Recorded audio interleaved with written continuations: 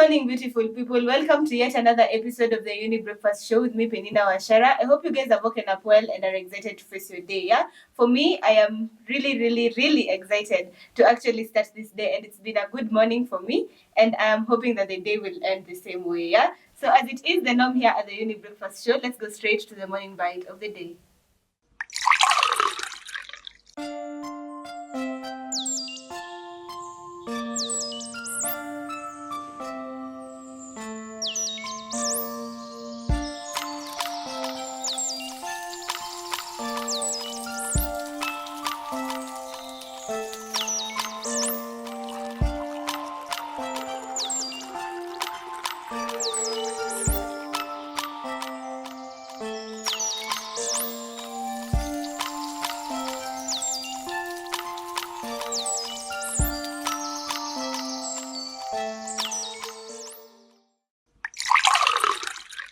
So today's conversation will be speaking about the importance of mental health awareness among parents with school-going children. We are almost to midterm, and at this time, that's when we are getting our kids back home.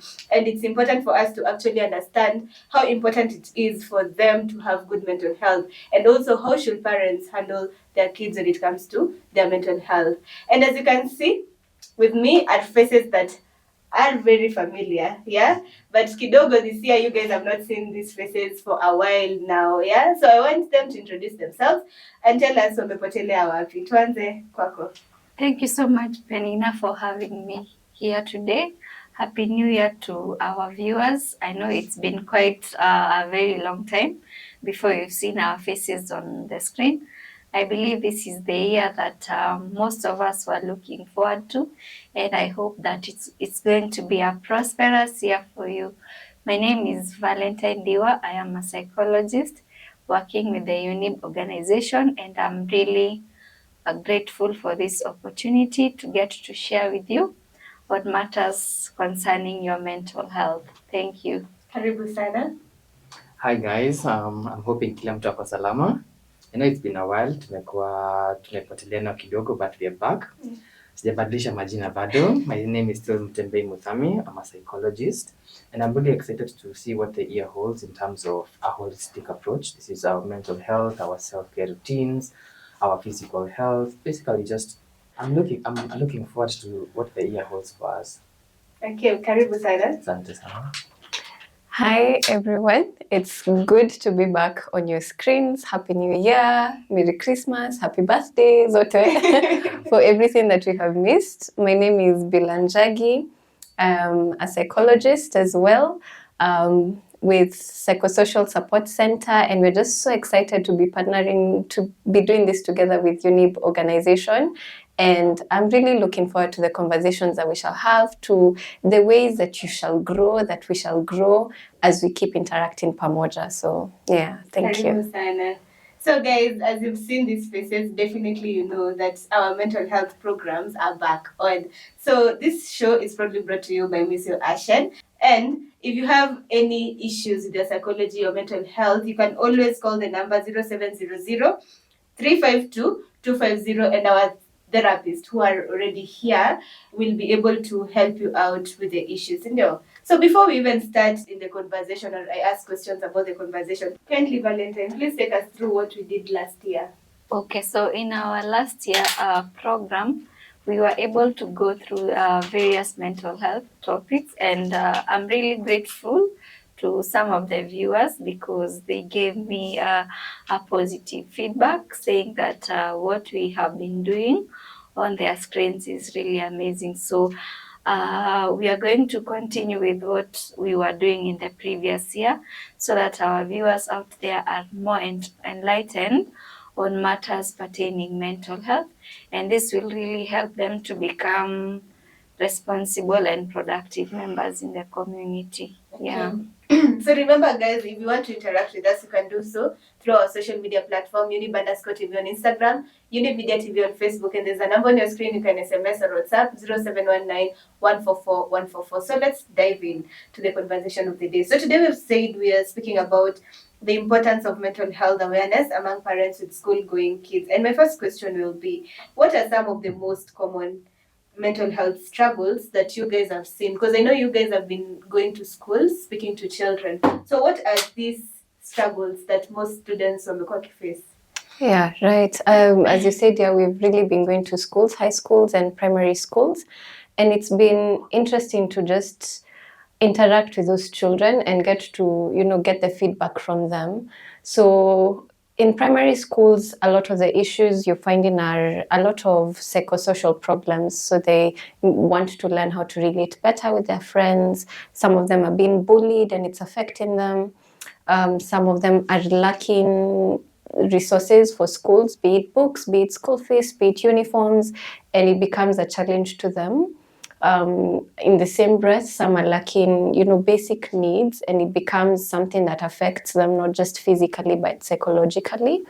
And we have some who they report that their relationship with their parents are very tense, or with their siblings, and they don't know how to navigate that. So a lot of psychosocial issues we found them. With high school students now, we're getting cases of drug and substance abuse. We're getting cases where they don't know how to navigate relationships and sex, and so there's a lot of confusion there. We still have challenges with finances or basic needs that again become psychological problems. But now you notice that the language is different. For the primary schools, they just report that they don't have. For the high schools, it almost feels like pressure, kutoa familia yangu paliko. And so there's also a lot of anxiety for what happens after school. Yeah. Okay, so now that we know already some of the challenges that these school-going kids are going through, yeah, I'd like to know if I'm a parent out there, yeah, and I want to know or to differentiate that, to know that my child is going through this and they're not showing me. So how am I supposed to know that my child is going through normal stress or they're really having just a serious mental health issue? Right. As a parent, you're going to notice that there's going to be some behavioral changes in your child. We are talking about, let's say, a parent or a child who has been active or bubbly all through, and then all of a sudden now they're sad, they're isolated, they don't want to go out to play with your friends, they don't want to go out to church, they don't want to engage in activities that they used to enjoy. So now that's usually the first red flag, the changes in fluctuations of behavior. It also could be that the child has always been calm, and then all of a sudden they've started going out more, they've started being hyper. So basically some of these behavioral changes are what are going to tell you that the child is not doing okay. But it also doesn't totally mean that just because there's a change in behavior, that means that there's also a problem over there. These changes or these emotions within the child, they need to be consistent. We give them about a duration of 14 days. When I say 14 days, I mean this. It is very normal for us to feel sad. Yeah. Let's say a traumatic event has happened to you, you've lost an opportunity, things didn't go according to the way you had planned.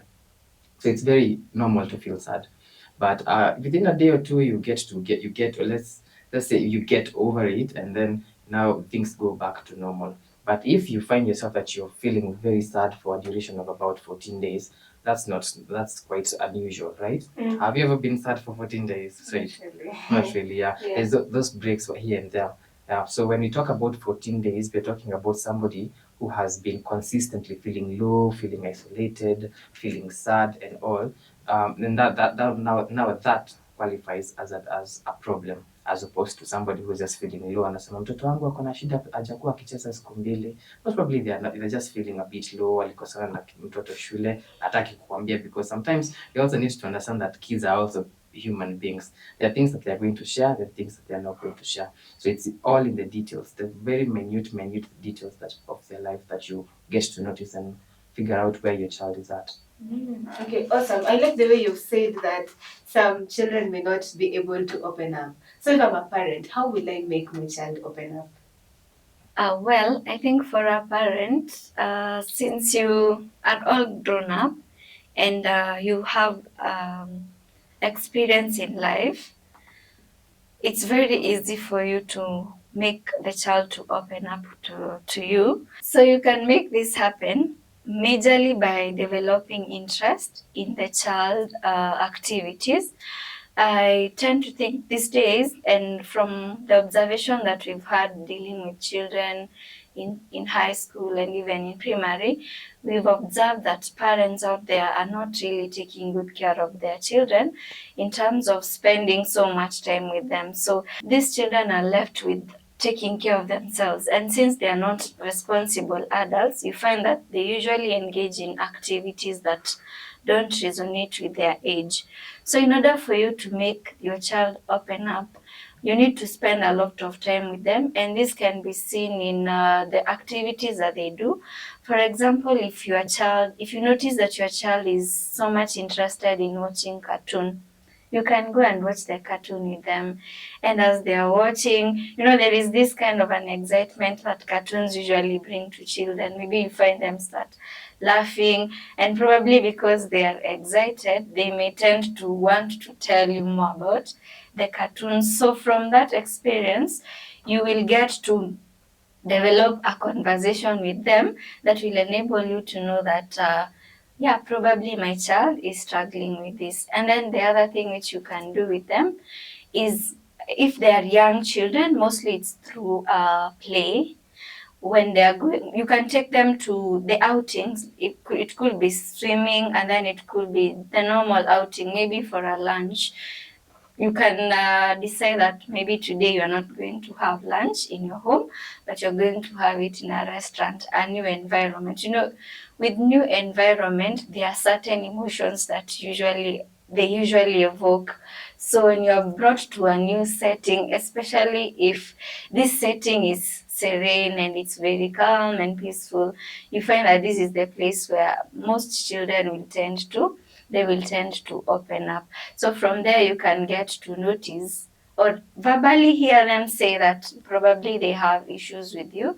And like when you're used to them staying at home with you and there is no activity that you guys are doing at home. Maybe at home they're used to you going, when you come from work, they are tired, they are all sleepy. And some of these things are happening because, as parents, you need to also provide the financial help to your children. So you find that most of the time you're not spending time with them. So you need to create that time to ensure that you have time with them, and that can only be found through play activities, taking them for an outing, and even in church. Be very close to the teachers who are responsible with them. So from there, you can be able to know that this child is going through maybe a traumatic event. And I think that even in church, because in church it's the place where they tend to feel very safe, they are likely to open up. For my case, I do handle the young children. And sometimes if you ask them, how many are given maybe alcohol by dad, they usually say. So you're able to know that, at home, this and this is happening because they are very free. So changing the environment is very, very important. And then you don't also have to be very hostile to them. Be a friend to your children so they'll get to open up to you. Okay, that is really interesting, and I hope all of us are learning. But it begs me to ask the question of, what about teenagers?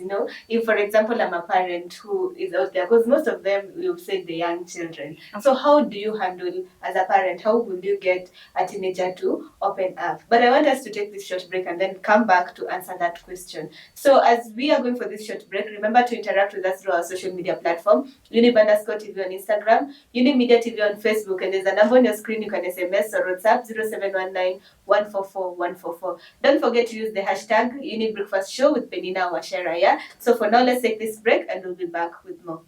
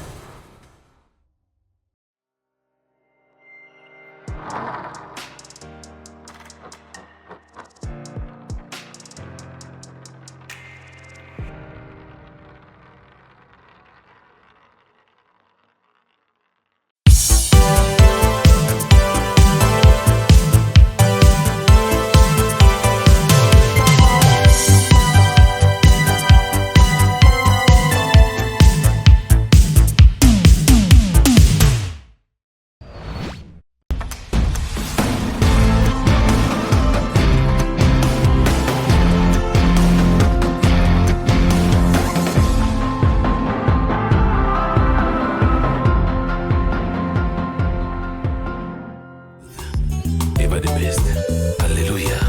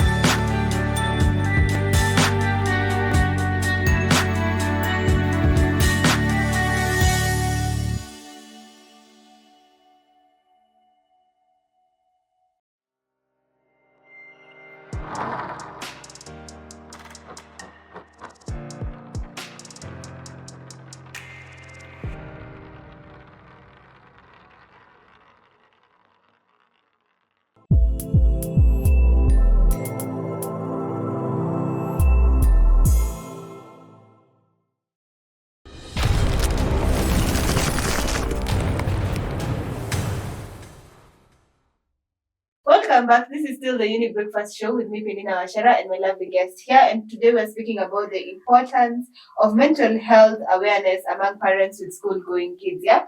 Remember, you can always interact with us through our social media platform, Younib_TV on Instagram, Younib Media TV on Facebook, and there's a number on your screen. You can SMS or WhatsApp 0719 144 144. Remember, this show is proudly brought to you by Miss Yo Ashen, and we're trying to reach out to the communities to ensure that mental health is there for everyone. Yeah. So if you want or if you need any psychological help, you can always call the number 0700 352 250, and our psychologist will be able to help you out. So before the break, I had asked a question when it comes to teenagers. How will parents make the teenagers now be more open to them? Because you see, children, it's easier. Because even when you just take a kid to the shop, umnunulie switi, ataanza kuongea ukitaka, you know. But now for the teenagers, there are those ones who once they are grown, wanajifungia sasa, they now feel like, okay, I don't have to be speaking to my parents. So what happens then? How can a parent who has teenagers at home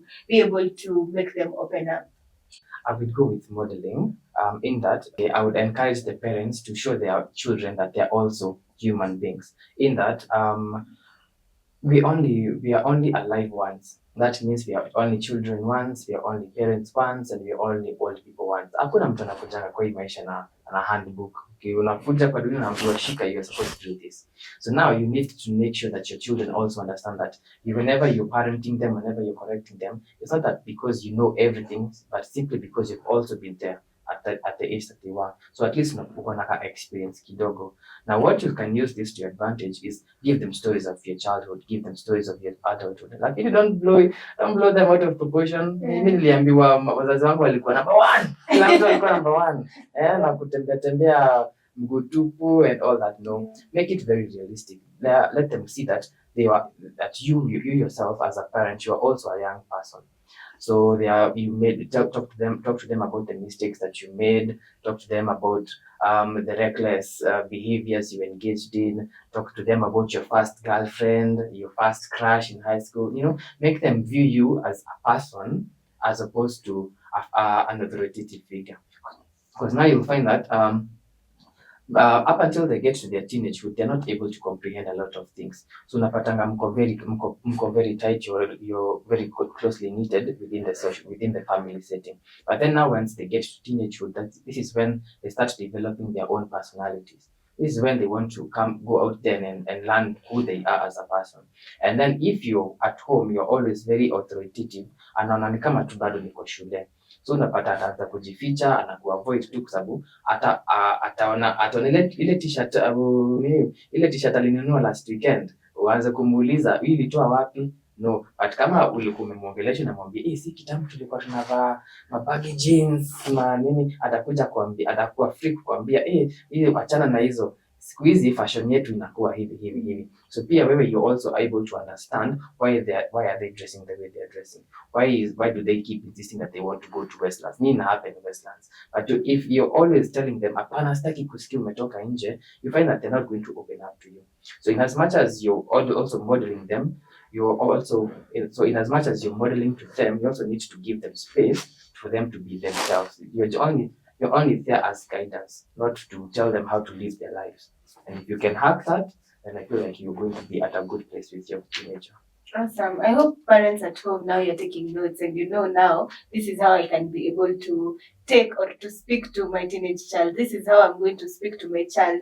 Because you know, you might find you're in a family where you have different ages, your children are of different ages. So you don't know whatever you want to do with the person who is the younger child is what you want to do with the teenager. And you know, they all can't work at the same It won't time. work, Yeah. yeah. So it's good for them to actually know the difference. So if this one I will take for shopping and do this and this, and this one I can do this and this. And I think that's important. And I hope it is helpful to you all. Yeah.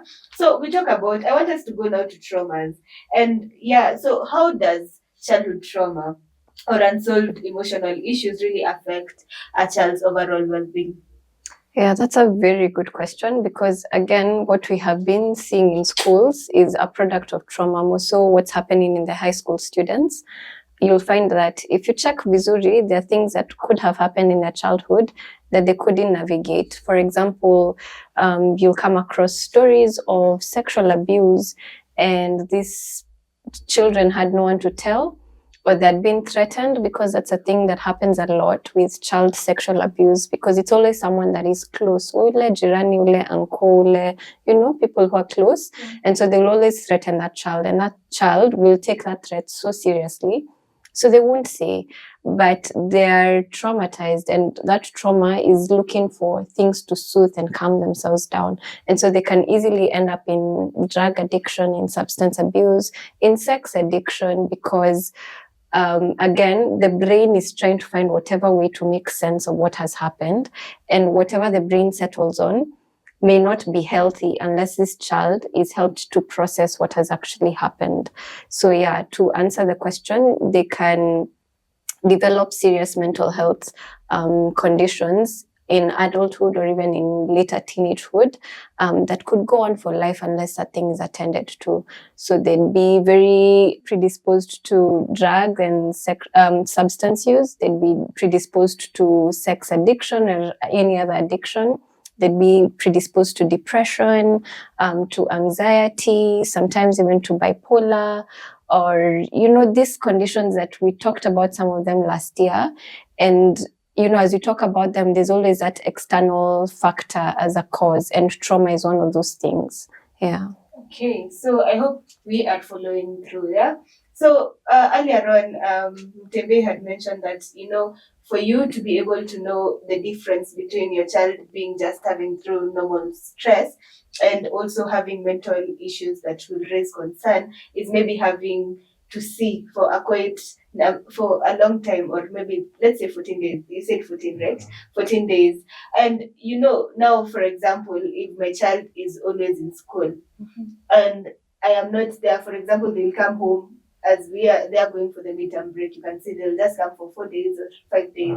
You see, that's not ample time to see whether this is the issue that my child is going through, or this is a mental health that needs really to be addressed, or something that needs to be addressed. So what role does a school or does the teachers really play in supporting students' mental health, and how can parents really collaborate so that they may be able to know this is what my child is going through when they are in school? Okay, that's a very important question. And I believe since teachers tend to spend like most of the time with the students, they really know what is happening in the child's life. The parent may not be in a position to know because they have like limited time with the students. And in this case, it's for those students who usually go to they're how are they called, day scholars, unlike for the boarders. Yeah. So you find that the teacher has so much information compared to the parent. So you as a parent, you have this responsibility of, especially during the open days, talk to the teacher about how your child behaves. And out there are some parents who are very protective with their children. For example, if maybe the teacher said that their children usually behave in a manner that is not likable, you find that there are parents who defend their children, and yet these children are found in many mistakes. But their parents, since they don't know so much about their children, you find that they tend to defend their children. So I would advise parents out there to be very close to the teacher, call the teacher, get to know how your child is behaving, be it in class, apart from the performance, know who are his or her friends, even in school. So that's the only way that you can be able to know whether your child is doing well. And other than the teacher, try as much as possible to be your child's friend and know the friends of your children, because in knowing the friends of your children, with friends you discuss a lot, so you tend to know so much information from the friends of your children. So as a parent, really take keen interest to know what is happening in the world of your child. Yeah. Mostly in the schools. Yes. Okay, interesting. So if, for example, I'm a parent again, and I see I'm trying to actually be closer to my kid, they are refusing. Like when it comes to discussion on emotions, they are really not really serious about speaking about or open enough to speak about their own emotions. So how can parents really help this kind of children to be able to open up and speak out their emotions? Well, that's interesting and it's really wide because you need to first understand why is the child not communicating? Is it that there's so much going on that they don't know how to express it? Is it that they're having trouble identifying which emotions that they're feeling? And is it that you as a parent, you're not there for their child emotionally, so they don't feel the need to open up to you? One way you can navigate this is just like I had said, is to try and figure out what interest that they have in their lives. Sometimes emotions can manifest themselves in the music that you listen to, the shows that you watch, the way you treat the animals and all that. Basically, however you react as a person, however you behave as a person, is really could be a product of your emotions. Let's make this practical. In the event that I'm really sad, I'm not really going to listen to the most hype songs. I'm going to listen to very slow, very soothing music. In the event that I'm excited and I'm feeling very pumped to like do some chores, I'm going to listen to loud, maybe very pumpy music. So hata mtu kama hajui mimi niko at whatever headspace, akiingia nipate ninasikiza whatever music that I'm listening, ataweza kutell okay, maybe we are not feeling too good today, maybe we are feeling extra good today. The same happens to their friend cycle. How do they behave when they're around their friends? Are they isolate? Do they isolate themselves whenever they're in public, or are they bubbly? So in the event that you find that they are isolating at whenever the child is in public, hapo unaweza tell that hey, hapana, hapa kuna problem. So it's not just about home.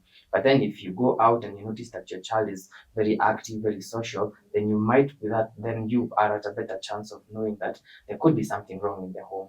So it's not just about what your children tell or what your children tell you, but however they live their life. So now we have looked at behavior, we've looked at the type of music and their socialization patterns. In the event that this does not work, we can actively engage them. Let's say you can have them take them to like conventions.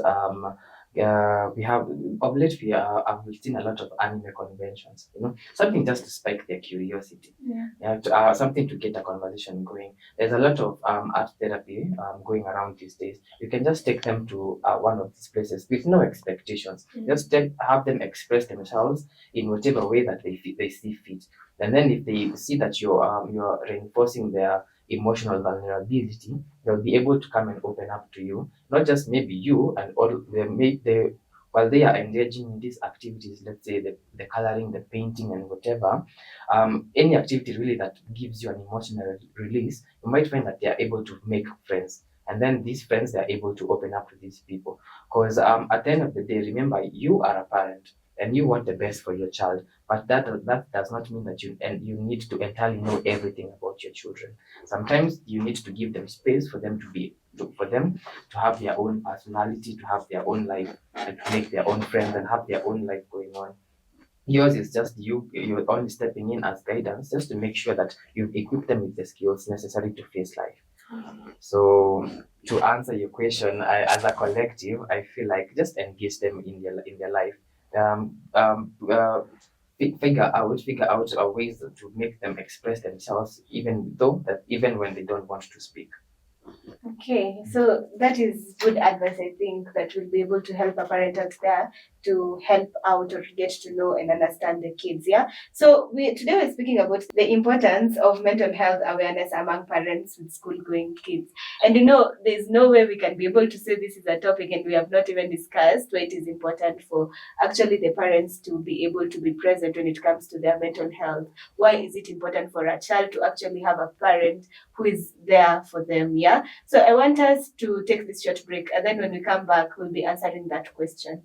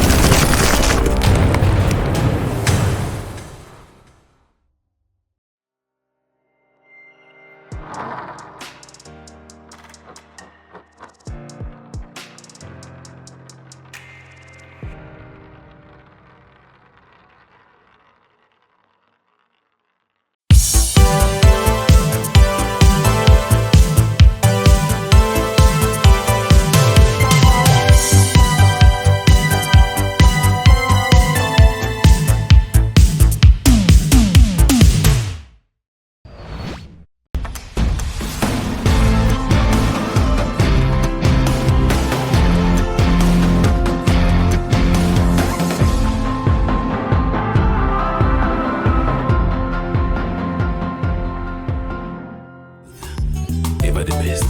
Hallelujah.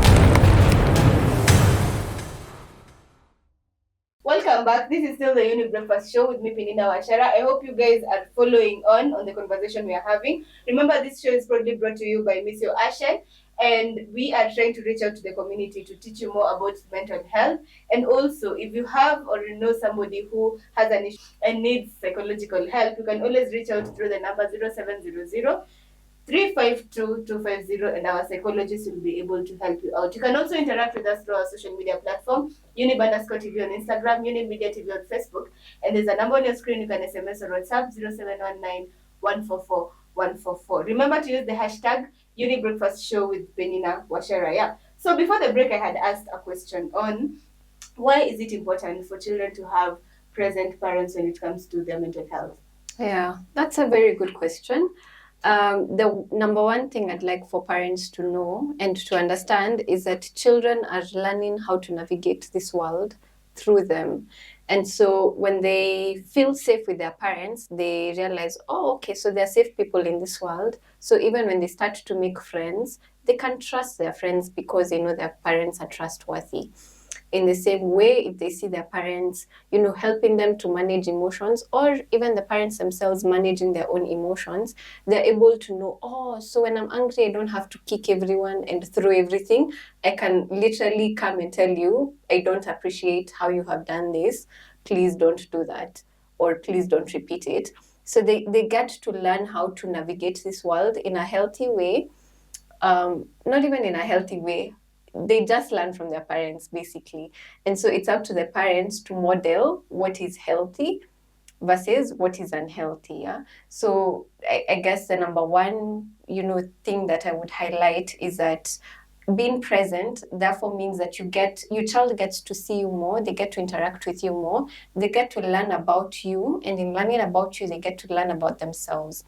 And so if they can find safety with you as a parent, then they're more equipped, even when they go out there and they get hurt, that they have a safe place to come back to. They're more equipped when things happen out there, they can speak up for themselves as they've been taught by their parents. They can regulate themselves as they have learned to do so from their parents. They can basically control and navigate life in a more healthy way than someone who just had to figure it out without having any guidance from mom or dad or teacher or, present caregiver. Yeah, so presence really means that you're actually teaching your child how to be in this world. And it's a very important job that we shouldn't just leave to the teachers in schools. It's up to us as parents to teach them, what do you do when things happen? How do you handle them? How do you handle yourself? How do you handle other people? How do you set boundaries with other people so that these children are empowered? When they leave home, they can be independent, they can stand for themselves, they can be assertive, they can form healthy relationships because of what they have seen from home. So do you guys have anything to add? Well, I think Beulah as well put it. She said that it's from the parents that we get to know who we really are. And I believe, like she said, parents provide that sense of safety. And from parents also we find an identity. If let us compare situations whereby there are children who don't have parents and those who have parents. You'd hear like those, especially those that are young, or even as adults. There are some of us maybe who have lost our parents, and there is a part of us that maybe we feel it's gone. Why? Because we don't have somebody who can support us as we are navigating through lives. So parents play a very important role in helping us as their children to even know who we really are. And then in terms of decision making, parents do help us make good decisions. And in this, I'll put a young adult, maybe probably who would wish to go into a romantic relationship and they don't know some of the key things that they should look out to in order maybe to decide that this should become my wife or this should become my husband.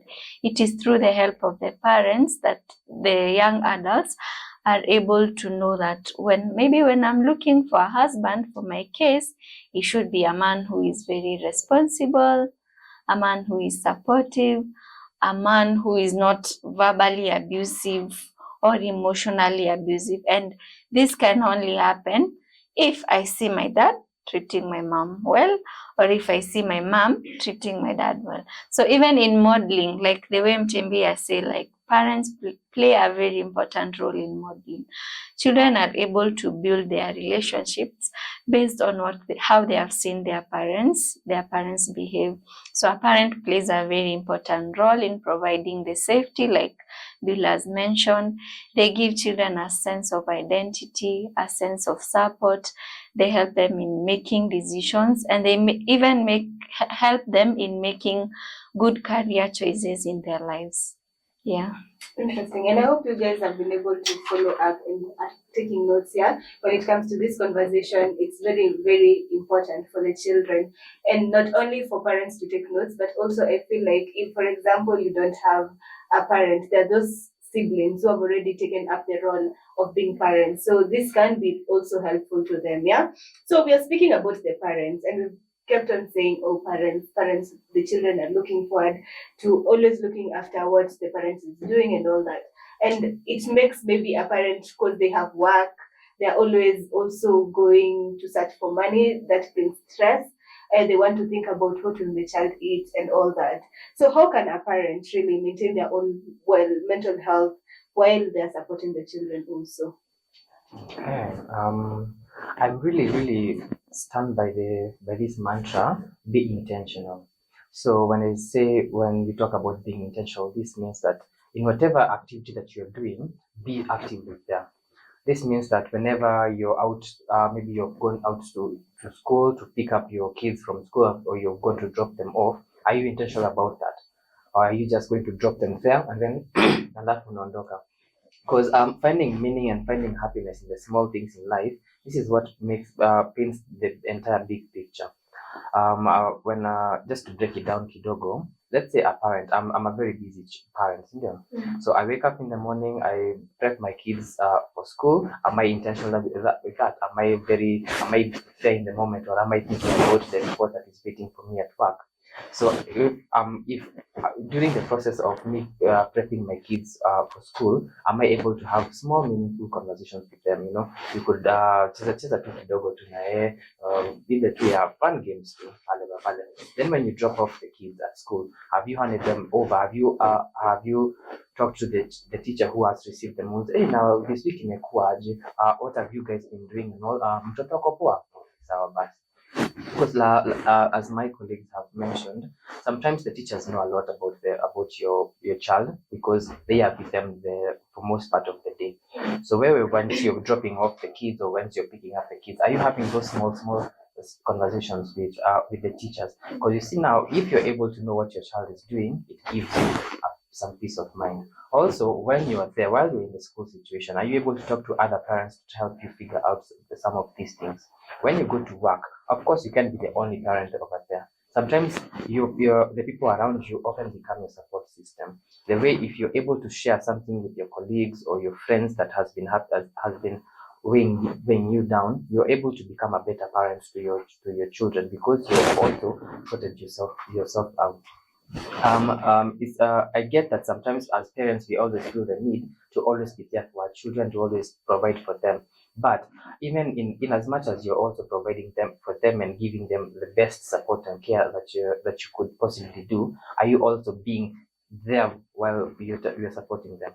This means whenever you're taking your children out for swimming and all that, what are you doing yourself to please that inner child? So now this is where we go back to the drawing board and ask the parents, what do you do for fun?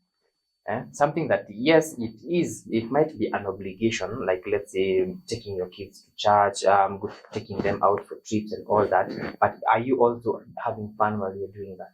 So you find that if for the parent who has a very busy, very tight schedule, it's up to them to figure out creative and fun ways of doing things. I take you back to the preparing of the kids to school. Do you have a morning routine that you can incorporate? Like you can maybe play a certain song to make things lively. Yeah, you can make sure that you have like some make it fun really. When you have maybe a dance routine before you leave the house, you get to leave the house feeling refreshed. When you get to the school and you're dropping off the kids, do you have like a secret handshake? There's something just to make you feel connected to the world. You see, you already started smiling. So now if you're able to incorporate the small fun things in your lifestyle, you'll find that generally you'll be able to be a better parent, you'll be able to be a better friend to your friends and a better friend to your own self. Then I'm pretty sure you're going to be okay. Yeah. So this also goes back to self-care. It's important for parents to ensure that they have time for themselves so that they can be able to re-energize and get time now for the children, right? Okay, so if, for example, a parent realizes that my child maybe has a lot of anxiety, and are there specific, simple, just mental health practices or something that they can teach the children so that they can help them to stop being extremely having anxiety? Yes, there are. Although, I mean, if they came to see us, we'd have a lot of questions before we give them that intervention. Mm-hmm. But it's good to, as a parent, you can observe, is it the exam season? Is it Mondays? Is there a pattern to when this anxiety shows up? Is it around other people? So that now your interventions can be kind of, tailored toward that need that anxiety is shouting.